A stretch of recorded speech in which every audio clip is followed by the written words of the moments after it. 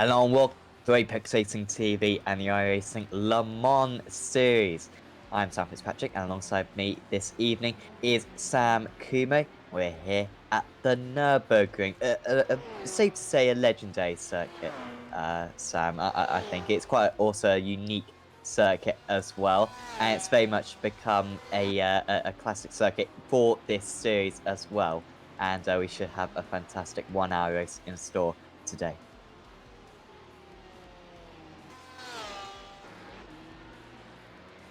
Yes.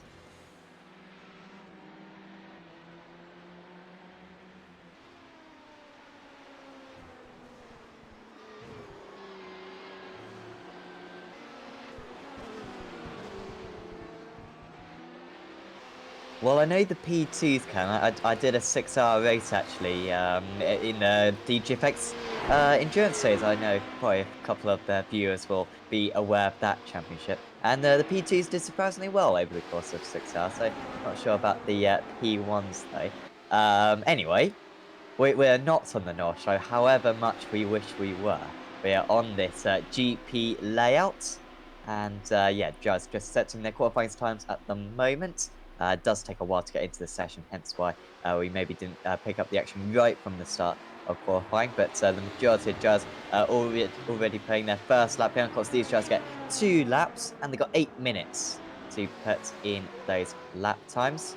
And I believe, Sam, I think I heard that this weekend, I think the GT series, the endurance series, is actually at this circuit. So quite a few drivers, I think, trying to get some experience for that. Yeah, I saw some guys doing some photo sessions for the GT series, so I believe it might be this one. I'm not exactly sure if it's the exact same layout, but it is on the GP track at least. Yes, and so there should be a very strong strength of field, I think, today. And of course, this round or week 4 of the championship, of course, this being an official series. And yeah, in terms of traffic today, Sam, how do you think it's going to be? Do you think it's going to be too problematic for these drivers? I mean, it's of course it's always problematic, no matter what. But I think in this circuit it's more designed for it, so you have plenty of space to do the moves. I don't think even like going 3 wide some of the, let's say this chicane here, this is just fine doing the overtakes here. Also the third one, there's plenty of space, so I would expect that there will be plenty of overtakes and lapping with the different classes, but I don't expect there to be massive issues aside from the usual like usual accident that tend to happen, but nothing's out of the ordinary really for this track. Yes, hopefully we see a relatively clean race with a little bit of controversy. That's always very good. Matt Farr, by the way, currently pole sitter and currently the lead of the championship. He's about 100 points ahead of Ricardo Orozco, with Klaus Dietrich Schultz in 3rd position. Also, Peter Suber and Molnar Peter rounding out the P1 class. This is the championship standings up to this point.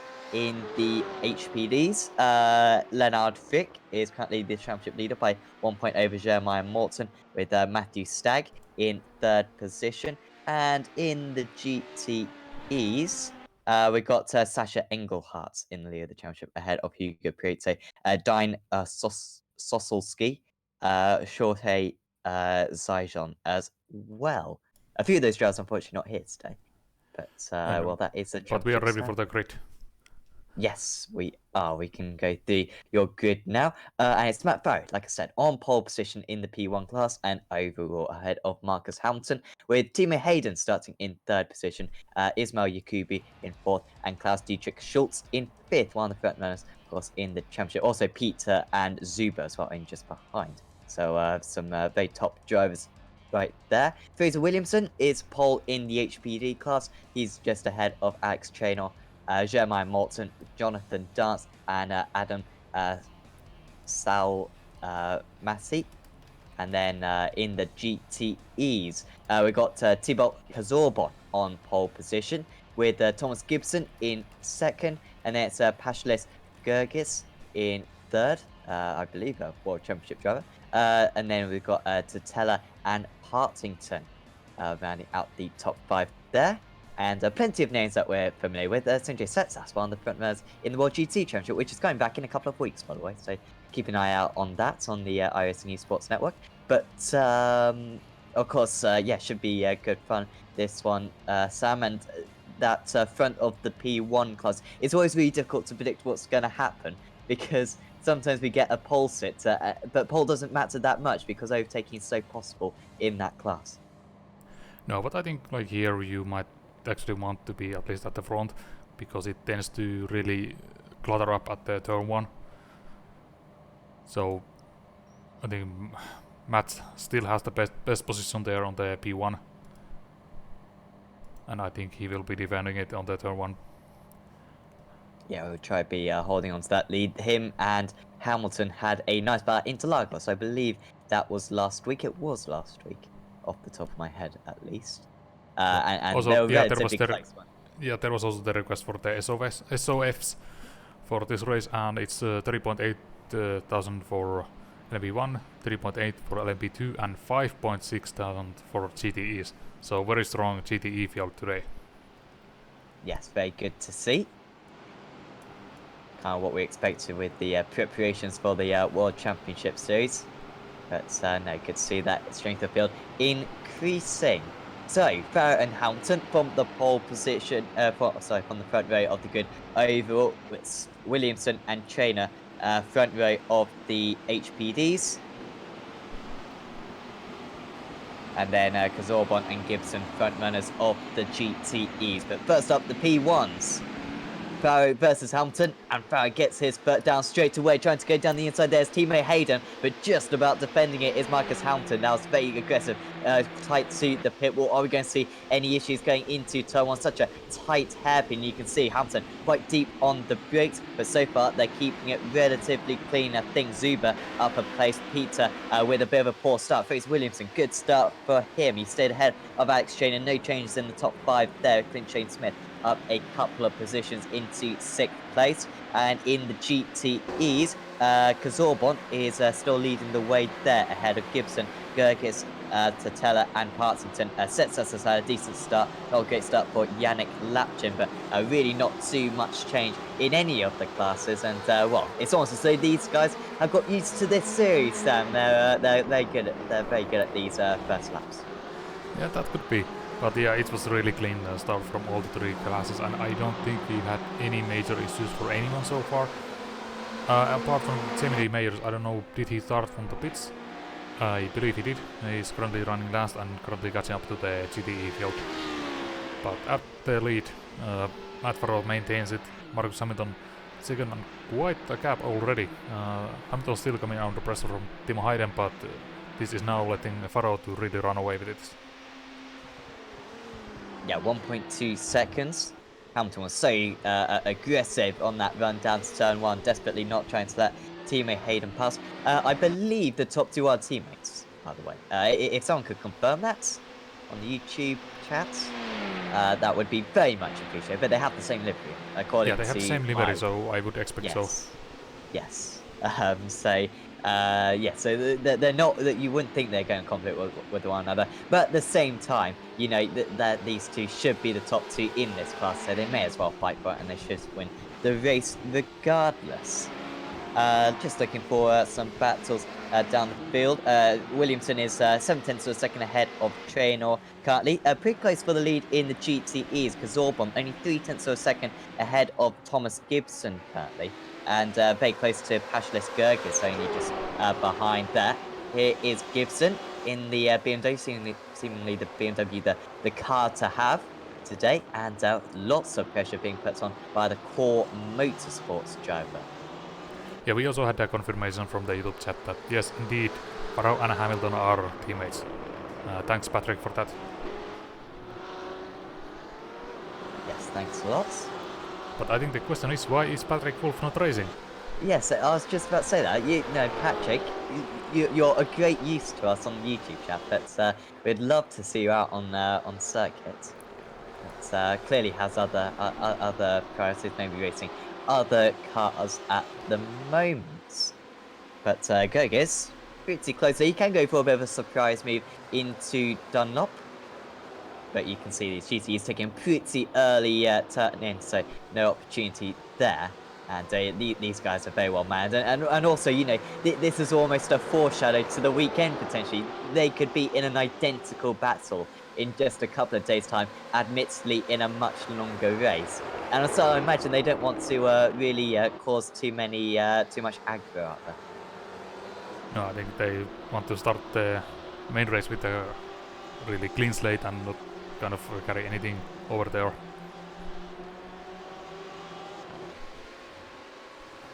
Let's see where the guys are on the track right now. We have the LMP1s fairly soon catching up to the GTEs, but I think we still have few laps for that. What else is going on there? GTEs, we have this great battle here, just behind these leaders for the 4th place. Tähtelä leading this pack of Partington, Setsas, Stipe, and I believe Lapsing. Lapsing is just catching up, but he's very close there as well. Yeah, just getting a little bit detached at the moment. Good to see a Ferrari out there, must be said, from Lapchin, and also his teammate as well, Stabe.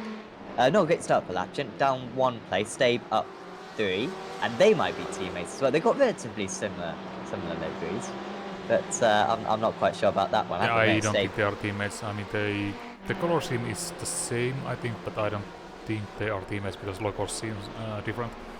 It does. They really putting some better pressure on Setsas right now. Setsas has a small incident there, a scrappy exit on the chicanes, but let's see if they're able to recover.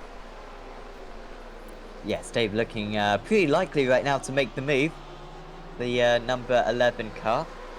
And it doesn't look like Setsas is being held up too much. It'll be interesting to see if Setsas takes the BMW in the World GT Series soon. Of course, undoubtedly one of the front runners, but last year he went for the Pro. Maybe a switch of decision there for him. The BMW apparently in the GTs, you know, I stand to be corrected by the YouTube chat, but I believe it's pretty good at the moment with the BMW, the Ferrari, and also the Porsche, relatively evenly matched. That the Ford's still lacking quite a bit, as it has done for pretty much its whole existence on iRacing. And just through that chicane then, dropping a little bit back there is Stabe. So seemingly no change of position there for now. Really not too much happening in the HPDs, but there's actually Hervas and Carles Alvarez down there, pretty close to one another. That's just in the bottom of the HPDs. Yep, on your screen right now. Battles. Pretty tough to follow in this HPD around this circuit, I guess, because you've got such long radius corners where the aerodynamic downforce is so important. And in this HPD, I believe there's quite a bit of wash. Yeah, I think like you mentioned it last week that the issue with the HPDs is the dirty air. And here we have many of these very fast corners where you really need to follow close, so I don't think that might be very difficult with these HPDs. I'm not sure about the LMP1s, is that such a huge issue for them, but I think, for example, this corner that they're coming through, you really need the downforce here. That's fairly high speed corner again. The next one, this should be flat out on basically any car, so no issue here. But through the chicane you can really carry some speed. It's much faster than you would think for a chicane, because you can cut this inside curve so much. So if you don't have the downforce there, you will be losing time again. Also, we had a request to say Rommelfanger's name on the stream, so here you go. You're welcome. Marius Rommelfanger. Good name. Not the best we've seen. No offense, Marius. We've seen some pretty legendary. I can't remember whose name it was, but at Monza, that was an absolutely fantastic name. But unfortunately, it's escaped my mind. Yeah, I don't think I can kind of get that with that kind of hint. I would need a bit more information. Yes. It was memorable to me that it happened, but not memorable enough for me to remember what it was. Clay versus Polydura. Apologies. And yeah, 4 tenths of a second between these two. Clay just applying a little bit more battery, but will he be susceptible to the attack maybe across the line? Perhaps Polidura with a bit more spare energy this time. Comes out that final corner. Of course, it used to be the Coca-Cola curve. I doubt it still is, but of course these cars, 4-wheel drive, coming out of that corner. So they apply the 400 brake horsepower, I believe it is, to the front wheels. But certainly nothing happening for Polidura down into turn 1. Pretty close as well for Alan Schneider, trying to get past Robert Edouard. This is actually for penultimate and last position in the P1s at the moment. Correct. Really nice to see the good battles going on all across the LMP1 field. It kind of often tends to spread out because these are very challenging cars to drive, so it's still nice to see that we have a battle going on.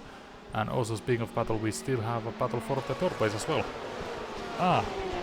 And look, we have caught the traffic, so this is gonna be fun. Actually, let's see where we are. We've also got Jamie Lee Myers as well coming through this pack. He's going to disrupt the GTs a little bit. Here comes Zuber though, to the outside of Yakubu, trying to score some more points for his championship. And Yakubu down the inside. That was perhaps it was a very much knock on coming through.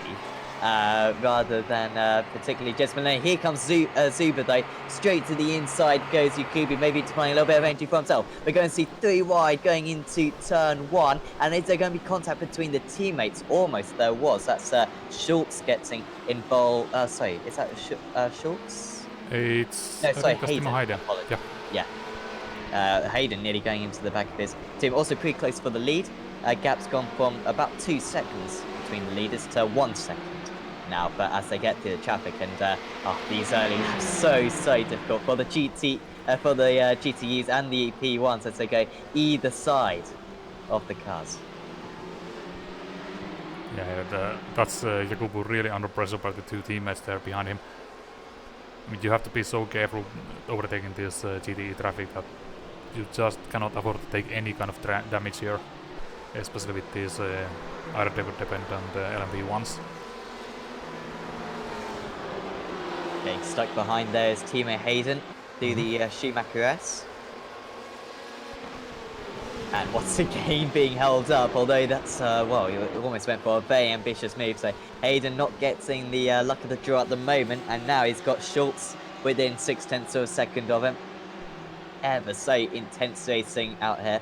Because these P1s, I'm not an expert with them, but I imagine they're pretty quick around this circuit in comparison to the GTs. Partly due to the high downforce nature of this track, and also due to the amount of braking zones you've got. They can constantly regenerate their battery and deploy it again. And yeah, setting some very quick times in comparison to those very quick GTEs, of course. Yeah, here's your best lap times of each class on the screen right now, and you can see that LMP1 is almost 10 seconds faster than LMP2 and about 15 seconds faster than GTE, so there's a huge difference that you get from the hybrid system.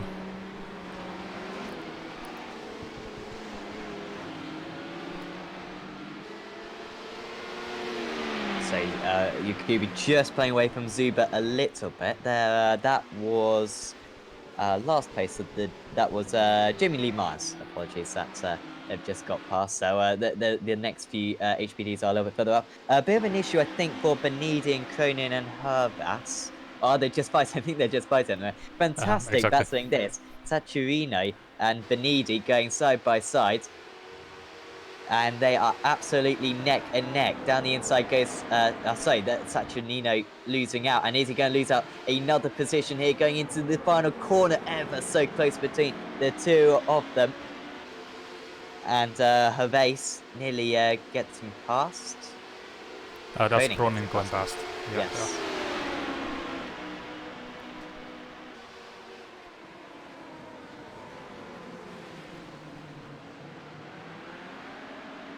They've done a great job in these past few corners of not making contact, still side by side, and now just getting a little bit of a wiggle on there and losing the position. Oh, enormous, losing the car there. That's Saturino then. I think he may have lost 3 places in just as many corners. At least lost 2 places. So disappointing for him, but you can imagine these guys are going to stay pretty close to the end of the race. It was really close there, and I'm kind of surprised that everyone came through it unharmed, really. There was maybe small contact there, but hopefully it doesn't cause any issues for these guys. But let's take a look back at the GTEs again. I was looking for the lead, only 4 tenths between Kasaban and Gibson. And also Gergis is right behind them. Yeah, maybe Gerg is just losing out with the traffic. Although I imagine he's just gained a little bit there as the top 2 got overtaken by the LMP1. But no, he's certainly keeping them honest. Taylor 2.5 seconds behind, so it's pretty clear this is going to turn into a 3-way battle for the race lead. Of course, I say 2.5 seconds, you know, in any other class that would be, you know, very much, you know, get backable. But if you're 0.2 of a second a lap slower, as it seems like Taylor is, it's very difficult to really set equal times to the drivers ahead of you, because these guys are so impressive. Just can knock down lap times within a couple of tenths of a second every single time. And well, that's the problem for Thomas Gibson just not being given an opening currently. Also, Stave got ahead of Setsas. I don't think we saw that one. So Stave is making pretty good progress. Next up for him is Michael Partington.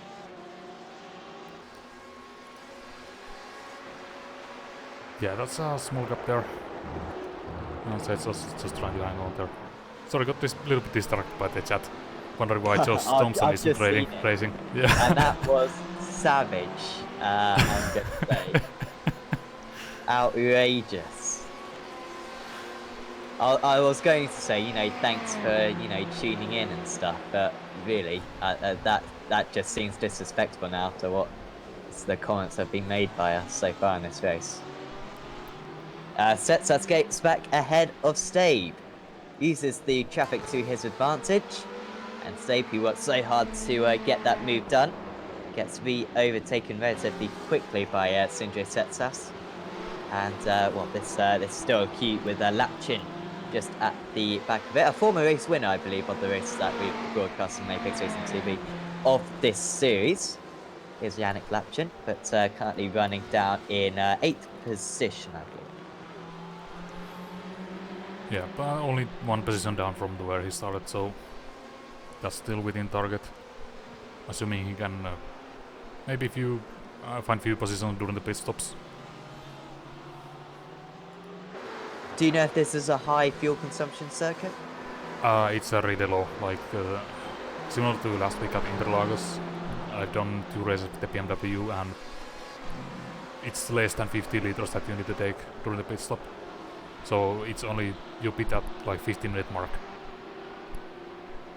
Right, okay. As we see Kasaban making some way, room for the LMP1s coming through. Yeah, he's doing a walk now. The P1 comes into the pits. Of course, you can cut that line as long as you don't hit the curb, I believe. I think that's the rule. As long as you don't hit the curb.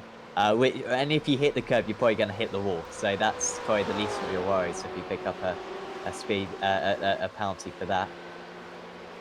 Yeah, it's a really weird entry, because if you try not to cut anything, you will be really slow out of the chicane, because it comes up to you so quickly, the pit entry.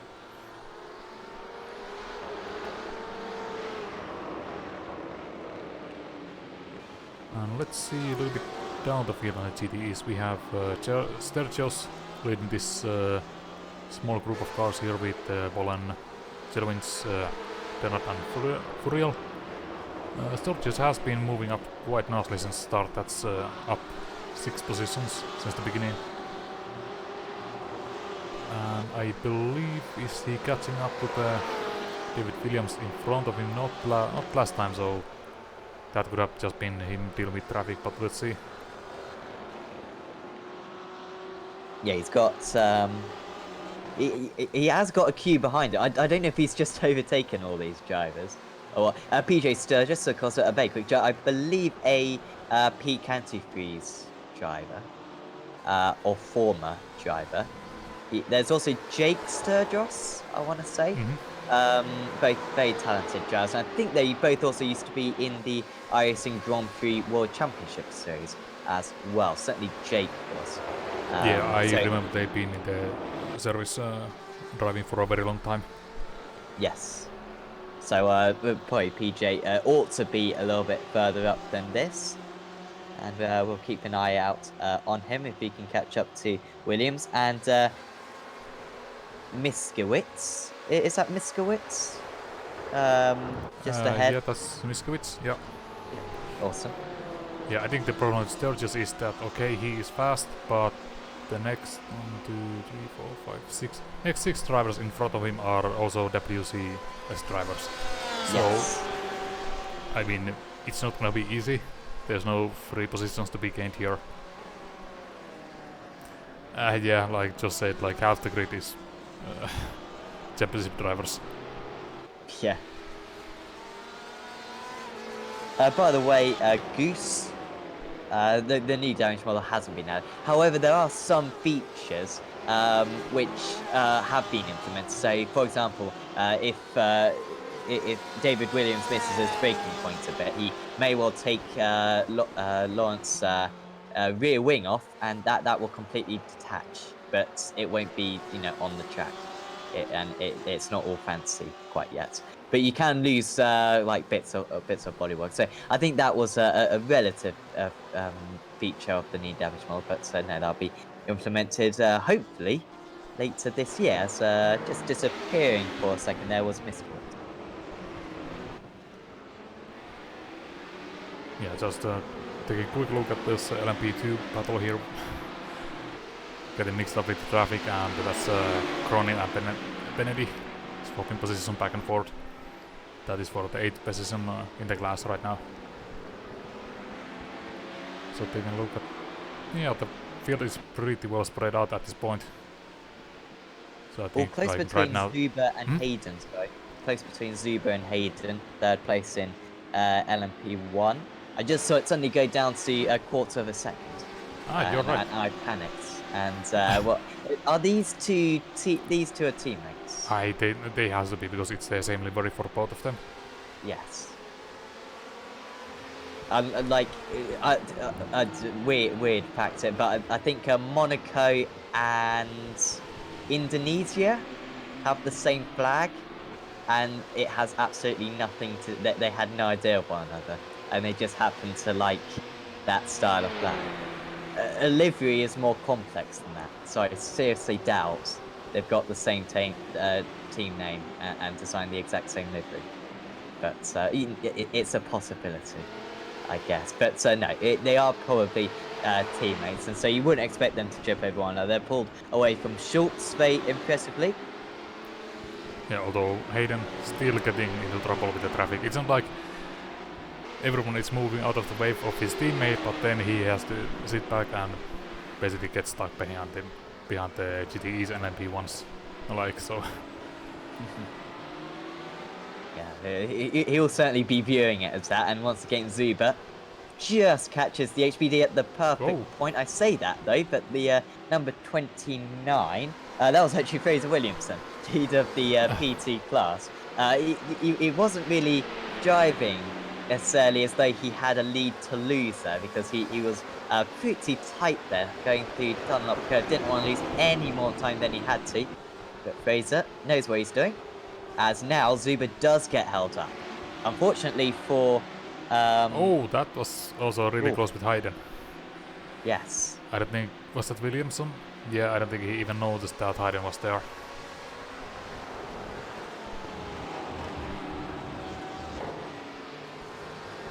But fortunately everyone got through without incidents.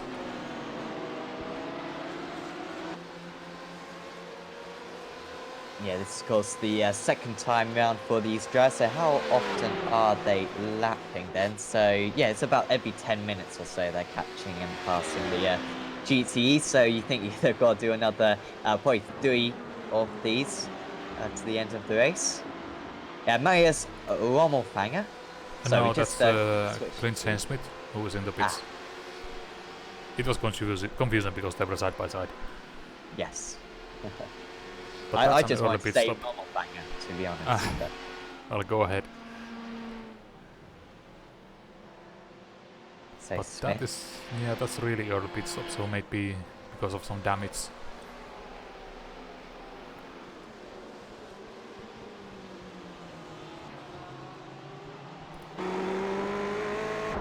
Seems like a normal well, I'd say it's a normal pit stop. I don't know what a normal pit stop is, to be honest, but 12 seconds sounds normal enough.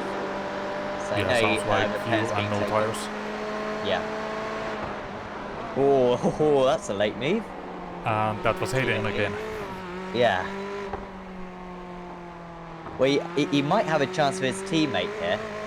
Might Hayden, although I guess we'll stick with this Stabe battle.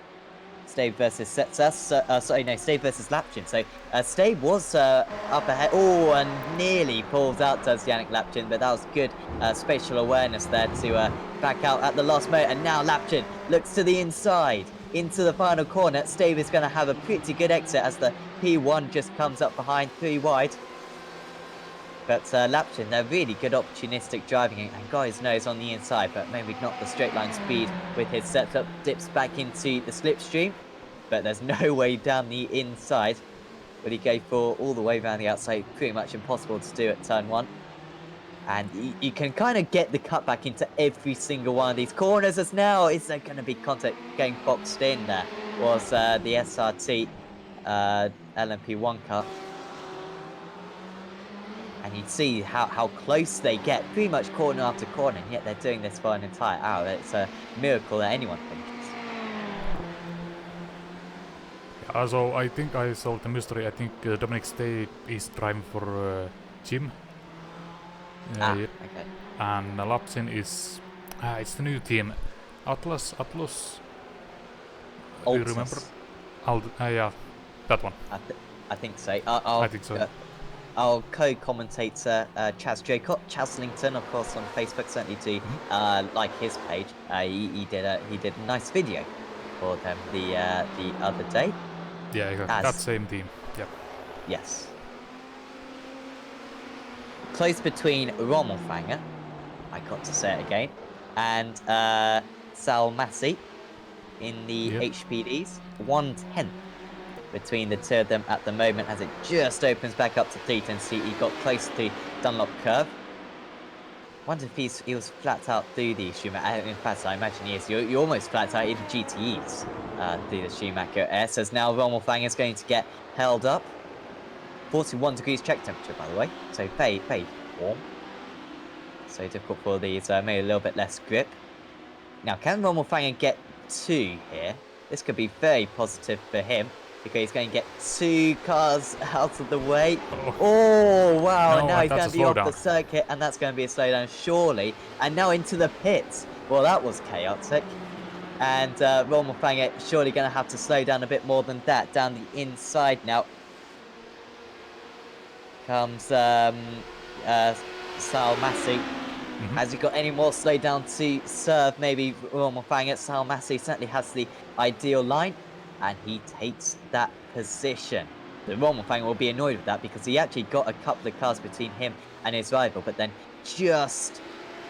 I don't know if it was a loss of concentration, but just a misjudgment when the P1 came past. Yeah, I think it's just kind of maybe surprised him and he wasn't really expecting it to happen and just kind of lost his braking and turning point there.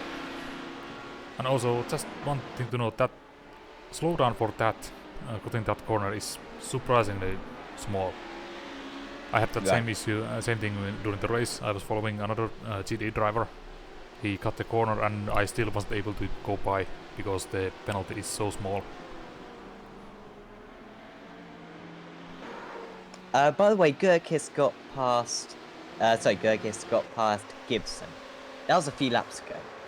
But I don't think we've touched on it. Because Orbon's still leading there. We can take a look back at it. I think we have time. Let's see. So this is coming through the Schumacher S. Is that And I believe this overtake will happen into the... is that a slowdown for Thomas? I bet I he wonder got where the he's picked Schumacher that up. SS. Yeah, because he's just lifting Okay. up on the straight.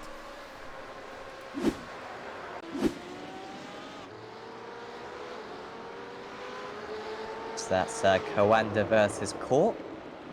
Who does Kazorban drive for? I'm just trying to see his livery. Who? Kazorban, leader of the GTEs. Let's see, can we get a close up? I see LDLC. LDLC. But I'm not familiar with that. I'm not either. I mean, whoever So, he's driving for, it's got to be a decent team because he's yeah, doing very he's well. fast. Maybe someone in the YouTube chat could help us, or in the Twitch.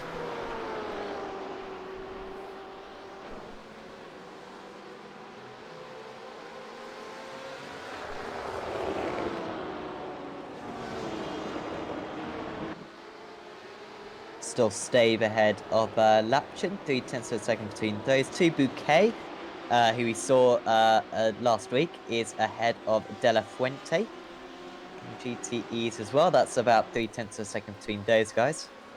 But it's so difficult to overtake, especially when you're driving the BMWs. Very wide cars. You ought to go to like Sepang, and then there might be adequate space. But this track, it's barely old school. It was made, I believe, in the 1990s. I realise that's very broad, but you know, I think it was in that decade. Yeah, but also it's used for F1, so it has been modified multiple times, and it's still in active use. Of course, Michael Swinkelhock led this race. He's 2007 on his F1 debut. And we have Victor looking for an overtake here. Just wasn't close enough. Ooh.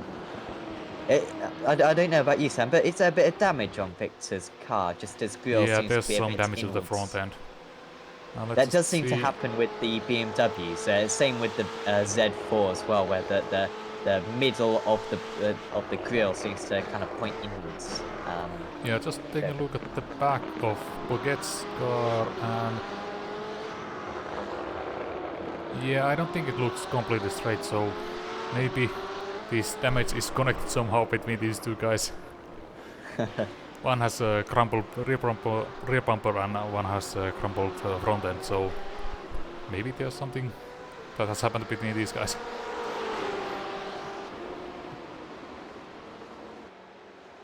Again, Victor is really close under braking. It seems like he is faster, but he just doesn't find the opportunity to really go by. They're so even on the entries, yeah.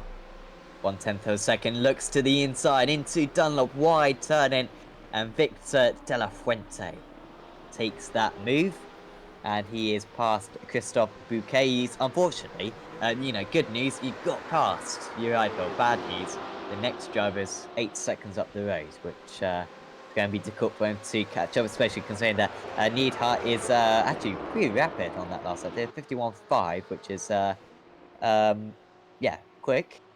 Neidhart, by the way, having safe to say probably the dullest race out there. Poor guy, because you know when you sign up to GT racing, you know you want to have some wheel-to-wheel battling. You know you want a little bit of strategy in there, but you know you want some real side-by-side action. You can see he's 10 seconds behind the driver ahead and 8 seconds ahead of the driver behind. So just making laps. And, well, hopefully the other races he's taken parts in this week have been more entertaining. And I think I remember seeing him in the back with Sturgis, Polis and Denard earlier. So maybe this is just some much needed break after the racing in that kind of group. In the Porsche, did you say? Yeah. Ah. Yeah, just saw George had some small off-track incident, maybe pushing grid. Oh, oof. That is almost losing control there. Will that be a slowdown perhaps for Go? He's all of a sudden very close to Kazorban. Yeah, I don't think that slowed down. That was on the exit side of the curb, so that should be fine, but of course it cost him some time.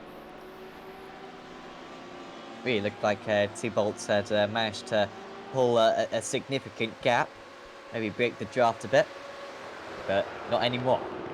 Very close between car number 1 and car number 4. Of course, all the numbers in this series, as anyone who's done official racing will know, the lower the number, the better you are, basically. So the number 1 driver, Kazorban, has got the highest iRacing out of all the drivers, and then you got Gergis with the 4th highest, and Gibson with the 2nd highest. I imagine you understand it.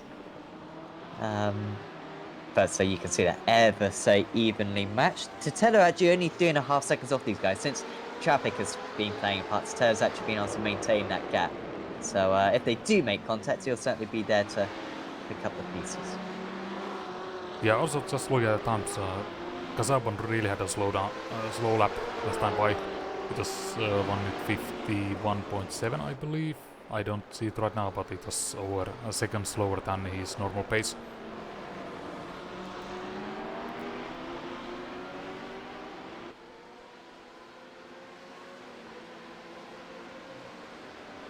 I guess Also, Sorry. Yeah, also have bad news for you. Rommel Fanger has retired from the race. He had an incident. So maybe once this kind of calms down, we can take a look at what's actually happened there.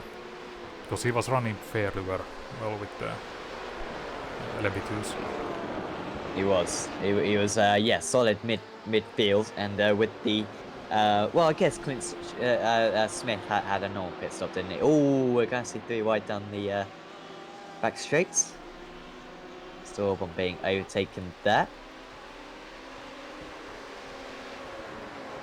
But at least here we have room to go 3 wide, so last week at the Interlagos, in some places you really don't want to go 3 wide. Next week, we head to Daytona. After a couple of low fuel consumption circuits, I imagine that's quite a high one, because you got the fiddly bit, not too much fuel being used there, and then you got the oval bits, which has a bit more fuel consumption. Usually a circuit that a lot of the drivers enjoy, actually, and usually get some good participation. I imagine it's at night. I don't remember. It is. It is at night. It starts at 9:25 in the evening on the 13th of July. So it'll be. Actually, that'll start off a little bit day, seeing that we're relatively near to the summer solstice, of course, and it's northern hemisphere. But yeah, it'll start maybe a little bit light, and then very quickly get into the darkness. Sturgis is a man on the mission, as we assumed from the very start. His next rival is Miskowitz. He was close to Williams, but now 4 seconds behind Williams, so he really has dropped off significantly. And Sturgis really needs to clear this driver quickly, because if he can, maybe he'll be able to catch up to Lapchin and Williams by the end of this race. Also, good to see the Porsche being represented out there. I think Miskowitz might be the only Porsche out there. No, we do have Tähtälä and also Denard with the Porsches. Ah, okay, so good. Not the only Porsche here. I think next week Porsche and Ferrari might be the popular choice, I think.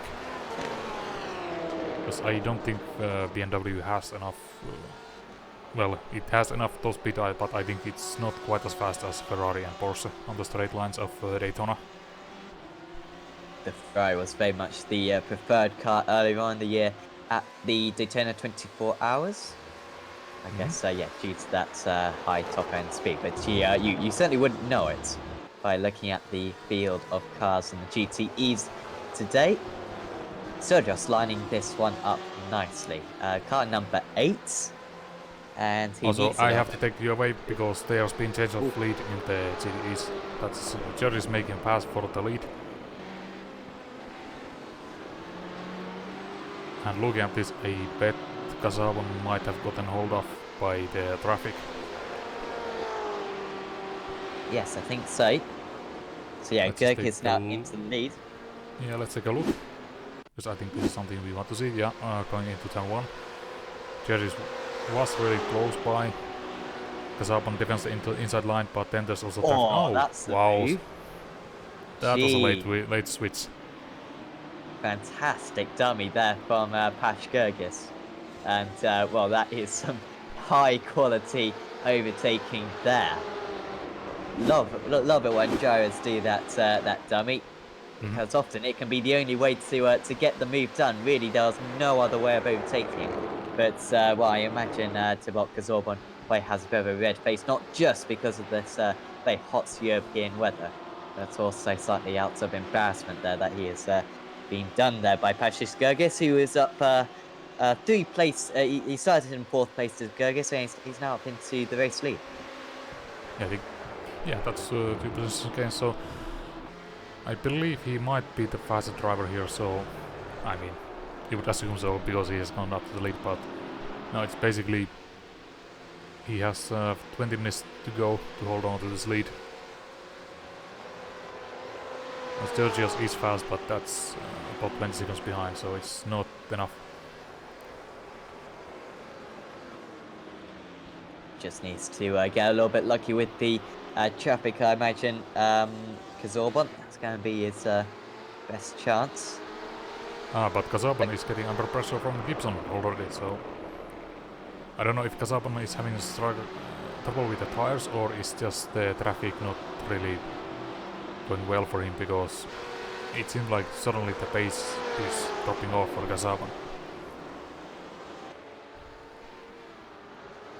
Yeah, this is a difficult predicament for Gibson to be put into, because in one sense he wants to go for the overtake, but if he does that, then he risks those two losing any contact with the race leader. So, and considering that he's probably going to have an extra lap.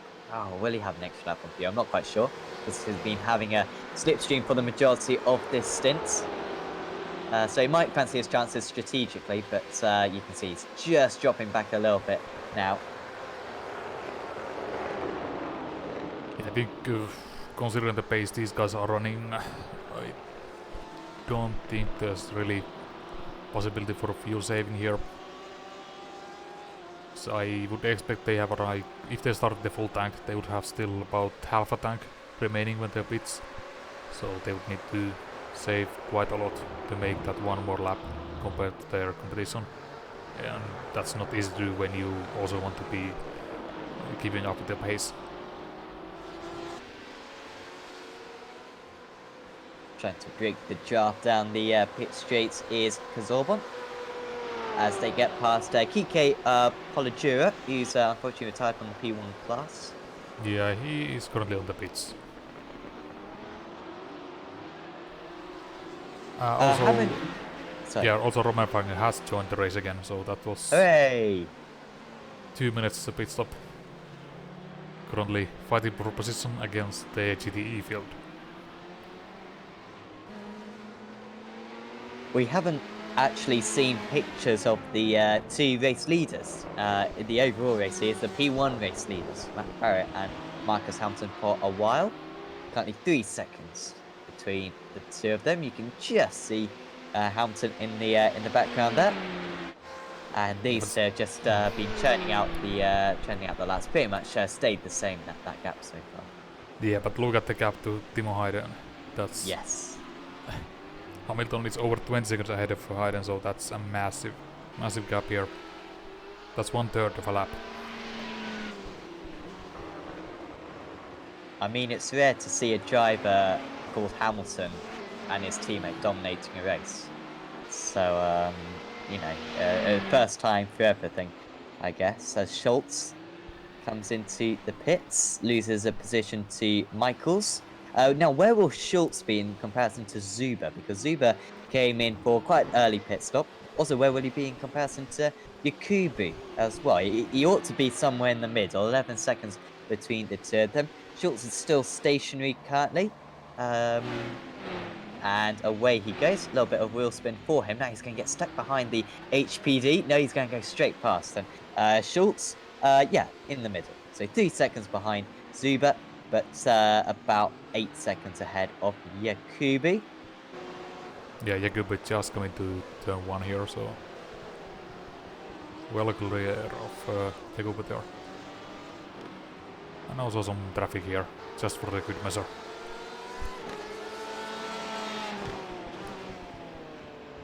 While we are at it, let's also take a look at the LMP2 leader, Fraser Williamson. Yes. He's only 2 seconds ahead of Alex Trainer, actually. Trainer, of course, a very established driver in this series. Their pit stops actually were within 100th of a second of one another. That shows how evenly matched they are. But Trainer did have a slightly quicker in-lap, closed in by 0.4 of a second, and it's keeping the race leader very honest currently. These two have a nice battle in this series. Two very regulars.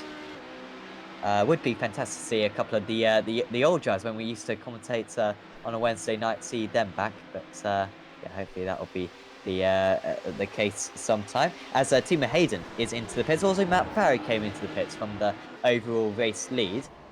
Seemed to go okay for him. 7-second pit stop, which is actually the shortest pit stop we've seen so far. Hayden, 8-second pit stop. And he is he ahead of Harrison? Doesn't really matter just whether or not about. he's ahead of Harrison. That's Harrison still needs Zuba to and pit. Harrison. Yes. Zuba might have a chance here. Yeah, he's just a little bit too far behind. But now we got a good battle for the 4th place here, with the Hayden, Zuba and Harrison. Yes. Hamilton's gone very far in this this stint. I've just said he's gone very far. He's now coming into the pits. He went 1 lap further than his rival, which is really very far. I thought he may have gone 2 laps, but could this be the difference? He's been following his teammate for the entire race, but has he just put in the in-lap of all in-laps to perhaps eclipse his teammate? Unfortunately, his in-lap was slower than his teammate's in-lap. So I doubt this is going to be what he needs to take the race. You can see already coming across the line. That's how short their pit stops are, because Hamilton is now pulling away, and if anything, the gap has extended considerably. A lot. Yeah, it was 3 seconds. It's now up to 5.5. Yeah, it was also slightly slower pit stop, despite needing one lap less fuel. So it's 6 seconds, and even more now that Hamilton is also in this bit of a traffic here with the GTEs and LMP2s. Sam Michaels comes on the pits as well. This could be close between him and Schultz. He is behind Schultz though, but he's not. Oh, he is a lot behind. He's 5 seconds behind Schultz, so maybe catchable for him. Yakubu, yeah, about 4 seconds behind. Yeah, it's kind of weird to see. Kind of 4 seconds, 3 or 4 seconds between all of the LMP1 drivers. They are very evenly matched, which is good to see. Apart from the front two. Yeah, so right now Harrison is the only one who has not yet made a pit stop in the LMP1 class, so I think I got excited there hoping for the 3-way battle, but I think Harrison is going to fall back. So that's about 35 seconds, so he will be behind Molnar Peter and ahead of James Clay, I believe, in 9th position after his pit stop. Yeah, I think so. Of course, no pit stops yet for the GTEs. They really are going a long way. You were absolutely right earlier on, Sam, about the fuel consumption. Because these GTEs are absolutely, yeah, going forever. They're not getting too far away from the point where they could actually not pit.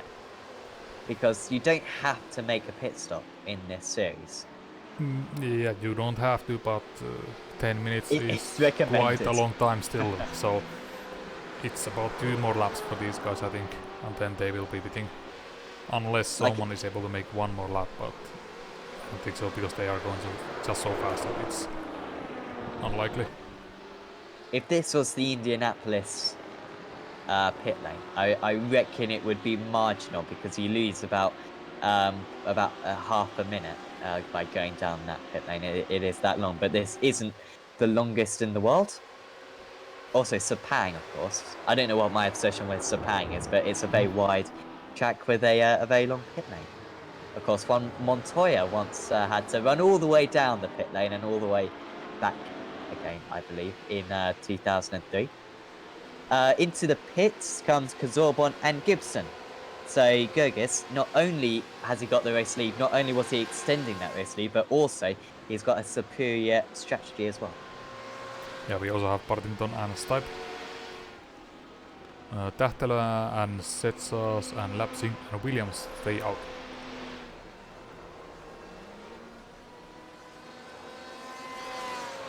.7 second pit stop for Kasaban. And only 9.3 second stop for Gibson, so Kasaban was able to gain here.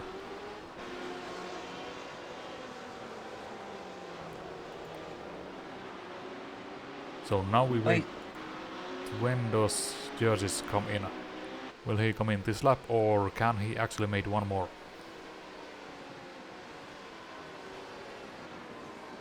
I mean, if anyone wants to go to the end of the race without pitting, I will give them infinite bias for the foreseeable future, because that's the type of stuff that I respect.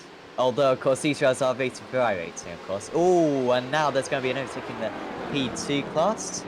Was that for position? Was that? Yeah, it's position between Benedy and Smith. Yep. Well, that's one of the moves of the day. Because Benedy there has somehow got past Smith, and that is a legitimate position there. Both are pitted. Smith will not be best pleased with that.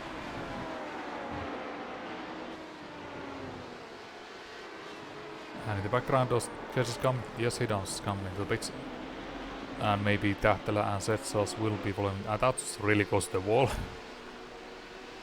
Does he hit the marks? Yes, he does. Going back, you can hear him switching the gears to go a little bit faster on the pit lane. Every tenth he can possibly get. He's not by any means complacent. So let's see, where that was about 7 tenths slower than Tartella's in laps. So also maybe his pit stop was 1 second slower.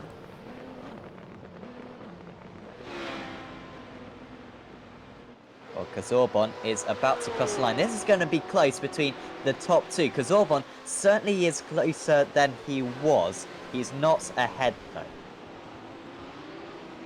Gergis, no, but yeah, that is still close.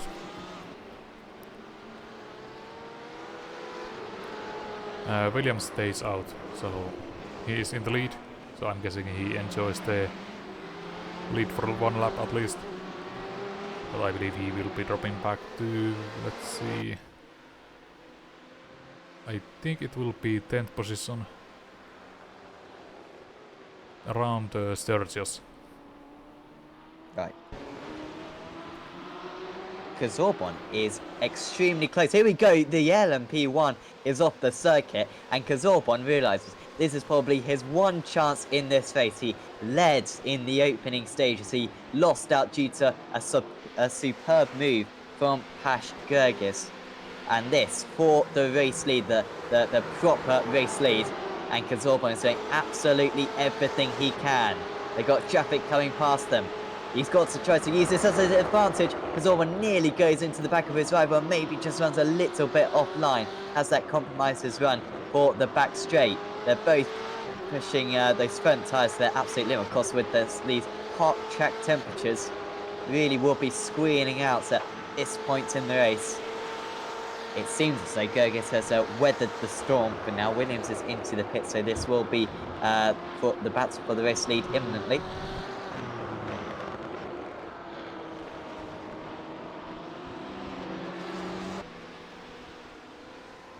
And also plenty of action behind them as well, but let's just stay with them for a moment here.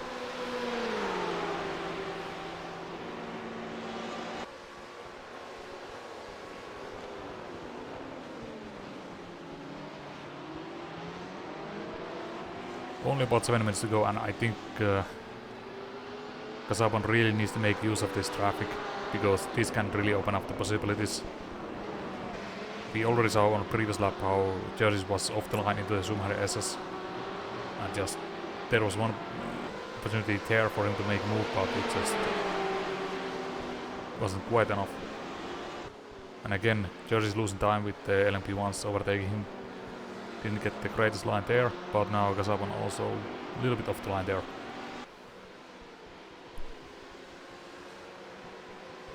Yeah, he's not quite as close as he was on the last lap.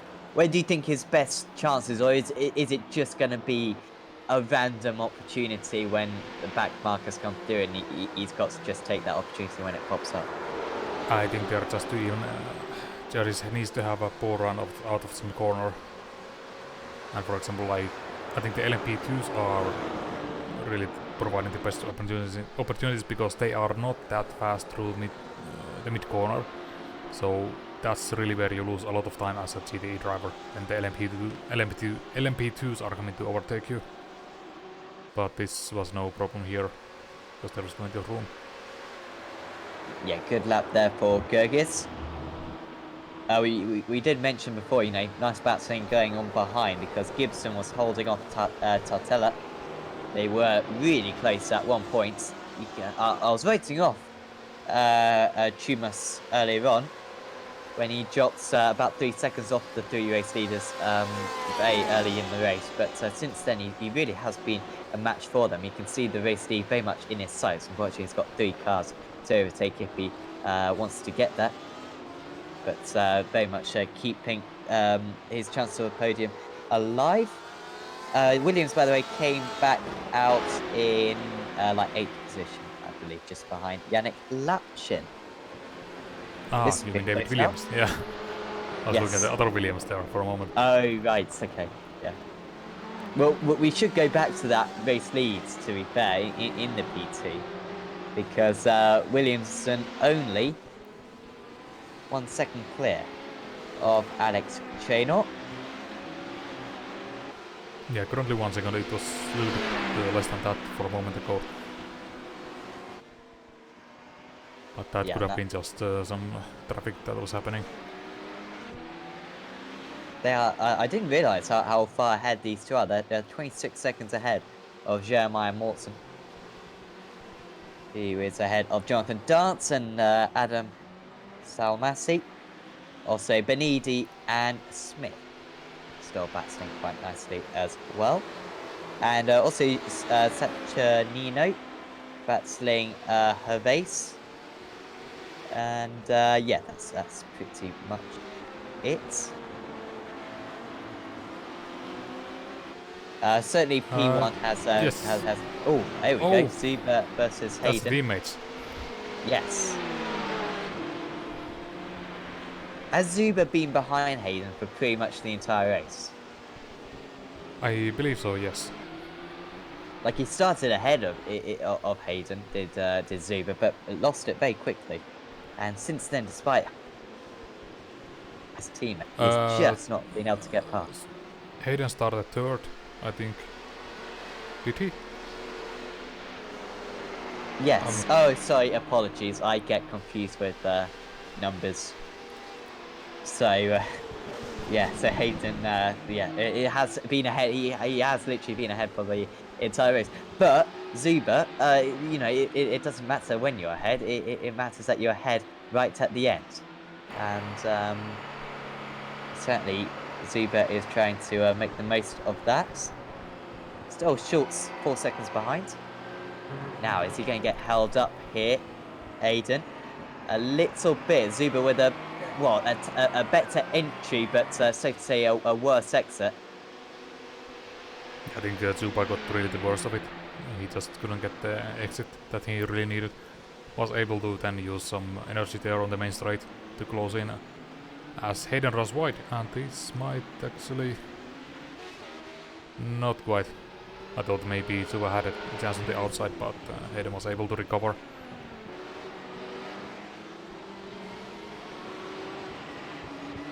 Oh, do we have an incident? We do have an LMP1 without a front section. Or QB might be able to just nurse that car home. He is 9 seconds ahead of Molnar Pete, so he might lose that position. So was this a self-spin or was there someone else involved? Yes. Let's say that there was someone else. And also that someone else did get disqualified for that incident. Ah, right. Yeah, Peter is closing about 6 seconds since that incident for Yakubi, so that looks like a done deal that he's going to be able to make that move, but Mark Harrison a little bit further back, so that should be okay.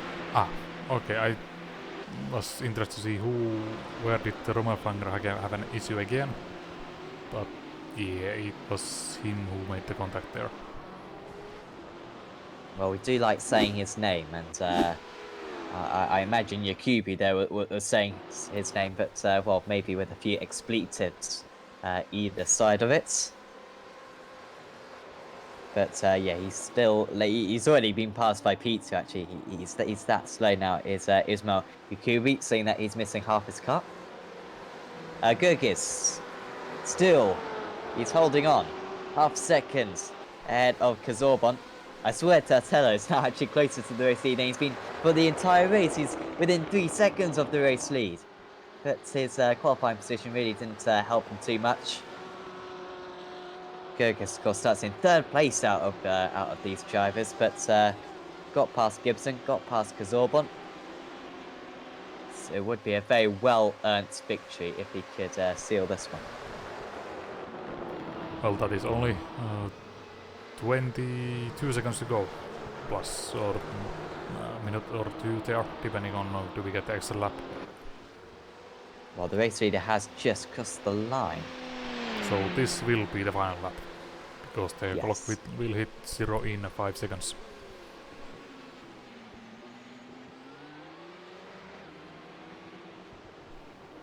Looks like Farah's got this one locked out in the race lead, 8 seconds ahead of Hamilton once again. Farah just with that bit extra over Hamilton. I believe it was the same at Interlagos as well, where, you know, just seems to have maybe, I don't know, 2/10 of a second over his team. They are evenly matched, but Hamilton probably needs to put in a stellar qualifying lap or something if he's going to rival his teammate, as looks every which way to get past the back markers, and almost into the back. He is into the back contact, and the BMW is off. Oh, and that was Thomas Gibson. Gosh. From 3rd position, Gibson, who was running in 2nd place earlier on in this race, and he drops behind his teammate as well. He's down into 5th position.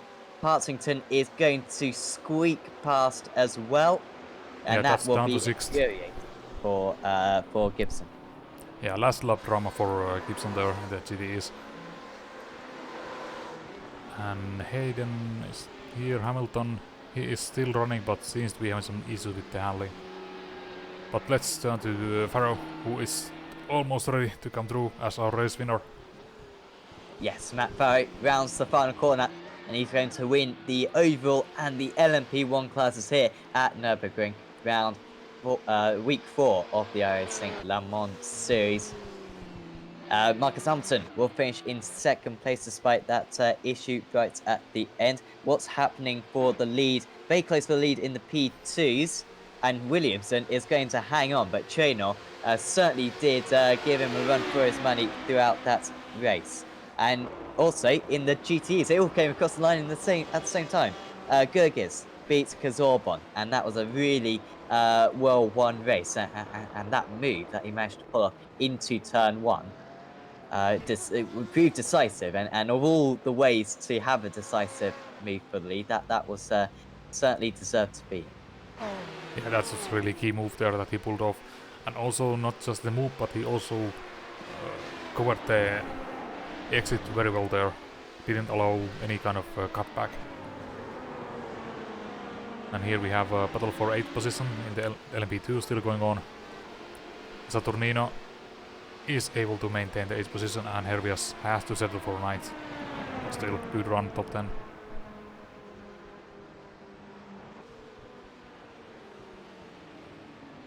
Yeah, almost all the drivers through.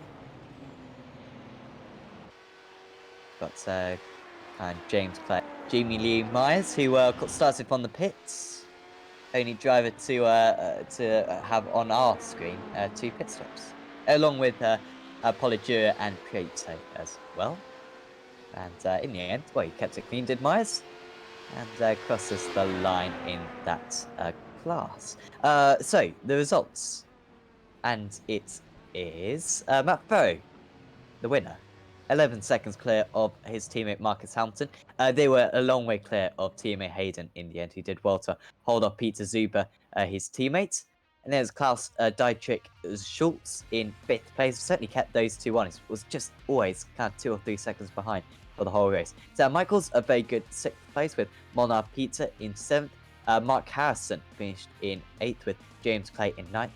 Ismail Yakubu lost a lot of time once he lost the front end of his car. I didn't expect it to be quite that much.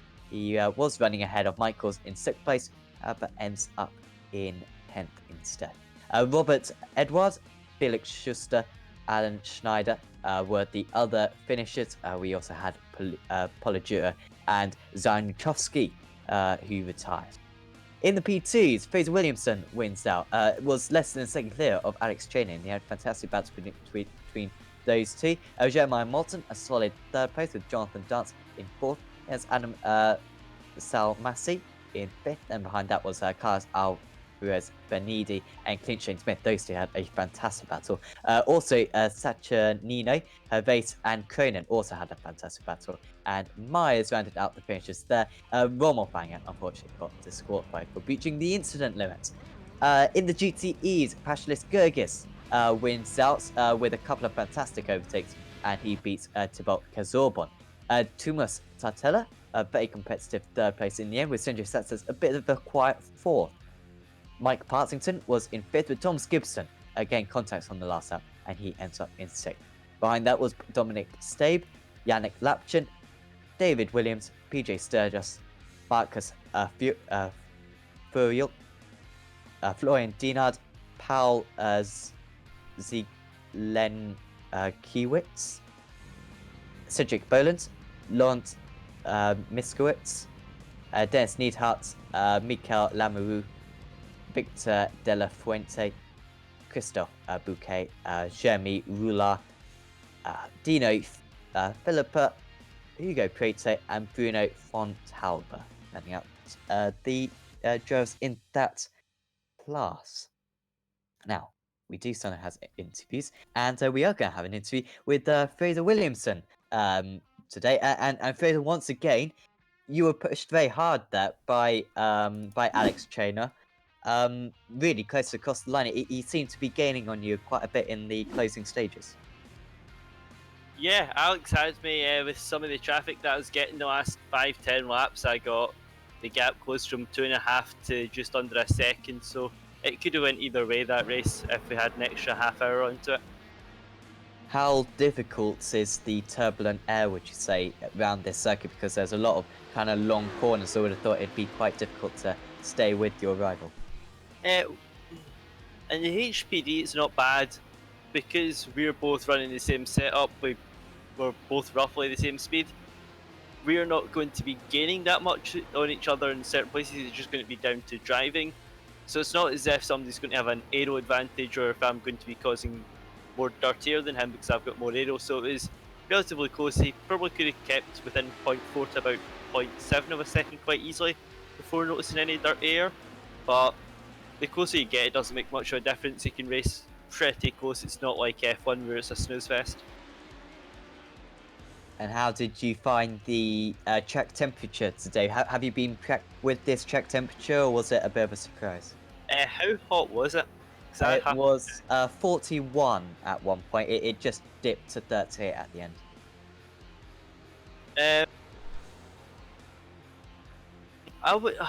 It's the Nürburgring. This is the warmest I've ever seen it in iRacing. Is up in the 40s. Normally it's mid 30s, high 20s, but it's what's expected. It's middle of summer.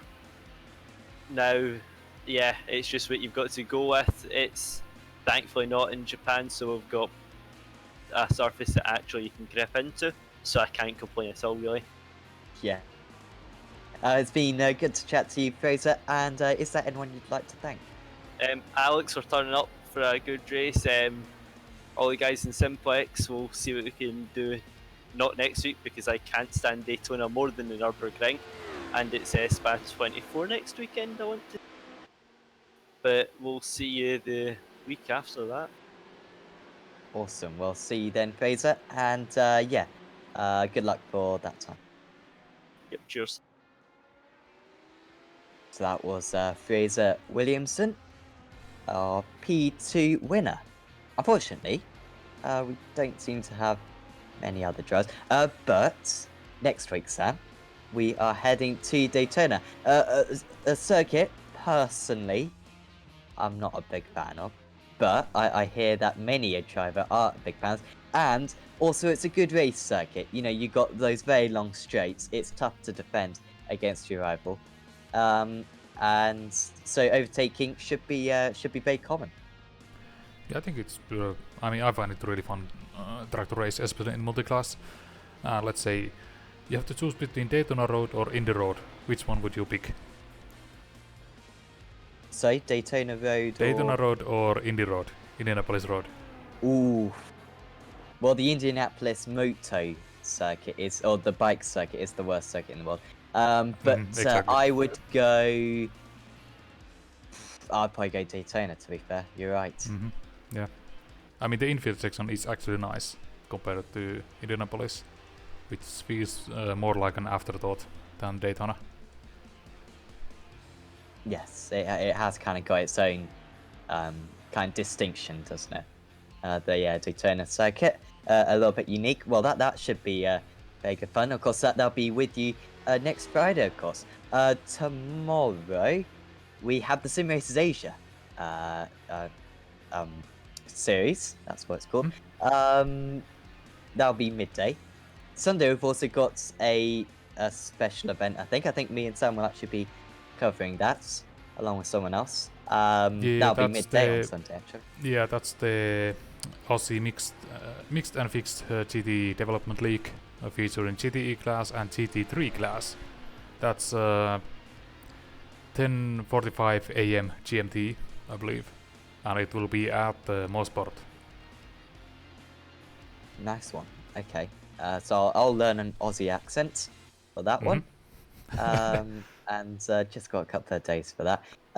So and then after that, of course, next week we've got the Masters, BSR leagues, by the way, next week at Silverstone, the new Silverstone, which will be very good fun. We've never broadcasted a race at the new Silverstone, so certainly do check that one out because it's a very nice track. So that'll be on like Monday and Tuesday. We've also got the Ritmo Sports Car series and the VRS Sprint series as well. And all sorts on Apex Racing TV over the next coming week. And of course, we will be back with you for this series next Friday evening at Daytona. But for now, from me and also from Sam as well, we'll say goodbye and we'll see you next time.